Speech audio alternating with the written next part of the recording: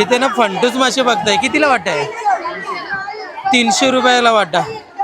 300 रुपयाला फंटूस माशांचा वाटा बघा किती मोठा. हे बघा इथे पापलेट आहेत, कसे आहेत ताई? 1000 रुपयाला. 2 4 6 7,000 रुपयाला पापलेट. हे बघा. कोलंबीचा वाटा कसा आहे ताई? 100 रुपयाला वाटा. इथे टायगर प्रॉन्स बघताय तुम्ही, कसे आहेत? 700 रुपये किलो. मला नाही पाहिजे. 1 किलो मध्ये किती पीस बसतील तरी पण? 30 पीस बसतील.